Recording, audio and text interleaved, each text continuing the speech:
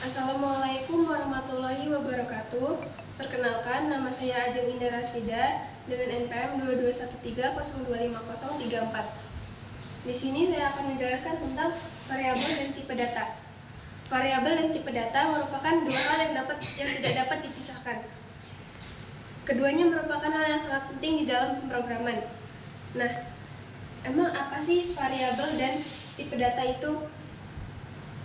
Nah, sekarang coba kalian bayangkan, kalian punya barang-barang yang ingin kalian simpan di dalam sebuah kotak. Nah, misalkan di sini kita punya 3 buah kotak dan kalian ingin menyimpan misalkan ada bola, buku, baju. Nah, lalu kalian gimana caranya supaya nanti waktu ingin memakai lagi tidak perlu repot-repot membongkar semuanya. Nah, misalkan di kotak pertama kita akan menyimpan bola, lalu di kotak kedua kita menyimpan buku, dan di kotak ketiga kita ingin menyimpan baju. Nah, caranya itu bisa dengan kita berikan label di kardusnya, misalkan seperti ini. Nah, di kardus yang pertama kita beri label bola, karena di kardus pertama kita hanya menggunakan untuk menyimpan bola. Nah, begitu juga di kardus yang untuk menyimpan buku, kita beri label buku, dan kardus yang untuk menyimpan baju kita beri label baju. Nah, seperti inilah variabel dan tipe data. Variabel itu bisa kita analogikan sebagai kardusnya tadi, karena variabel itu adalah sebuah tempat penyimpanan di dalam memori yang dapat kita gunakan untuk menyimpan suatu data atau nilai yang bisa kita gunakan lagi nantinya. Nah, sedangkan tipe data itu bisa kita analogikan sebagai labelnya, karena tipe data itu adalah jenis dari data atau nilai yang kita simpan di dalam variabel.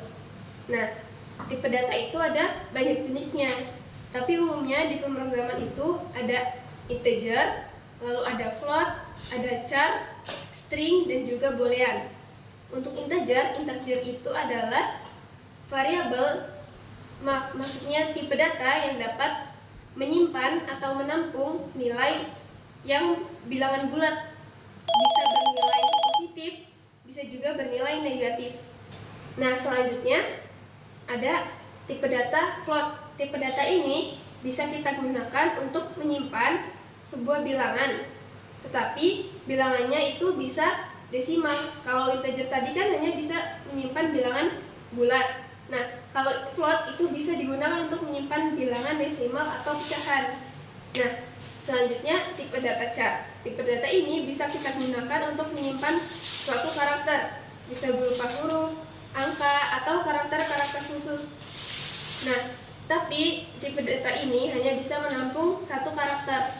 Jadi misalnya huruf itu hanya satu huruf A atau B, begitu. Nah, selanjutnya tipe data string. Tipe data ini itu bisa menampung barisan karakter. Artinya dia bisa menampung lebih banyak karakter. Misalnya dia bisa menampung sebuah kata atau sebuah kalimat. Nah, selanjutnya tipe data boolean. Tipe data ini hanya menampung dua nilai, yaitu true atau false. Nah, selanjutnya gimana caranya kita mendeklarasikan variabel dan tipe data di dalam pemrograman? Nah, jadi seperti ini. Pertama kita pilih dulu nilai yang kita simpan itu jenisnya apa. Misalkan di sini saya ingin menyimpan sebuah nama. Nah, berarti nama itu kan terdiri dari barisan huruf. Jadi saya menggunakan tipe data string. Lalu variabelnya, kita ingin namakan variabelnya apa? Karena di sini karena di sini saya ingin menyimpan sebuah nama, jadi variabelnya di sini kita beri tulisan nama. Sama dengan, nah kalau untuk tipe data string itu dan tipe data char, pendeklarasiannya itu harus menggunakan tanda petik 2. Jadi nilainya itu harus dibarengi dengan tanda petik 2. Seperti ini. Jadi tanda petik 2 dan isinya dari nilai atau data yang ingin kita simpan, yaitu paijo. Nah, begitu juga dengan char. Kita juga menggunakan tanda petik 2. Nah, selanjutnya kalau untuk integer itu biasanya pendeklarasinya dia hanya ditulis dengan int.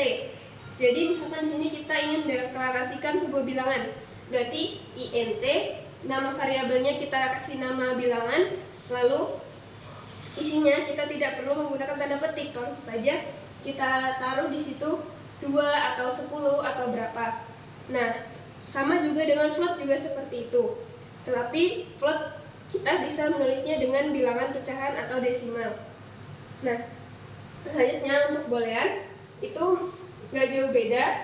Boolean di sini kita tipe datanya boolean, lalu a itu variabelnya dan true itu nilainya karena dia hanya menampung nilai true atau false.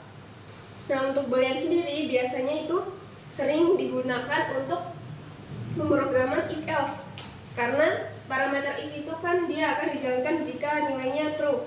Jadi karena kita sudah mendeklarasikan variabel a itu nilainya true, maka di sini jika a bernilai true, sistem akan mencetak kata perintah dilaksanakan.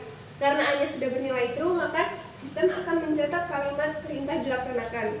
Nah, sampai sini penjelasan dari saya. Saya akhiri. Wassalamualaikum warahmatullahi wabarakatuh.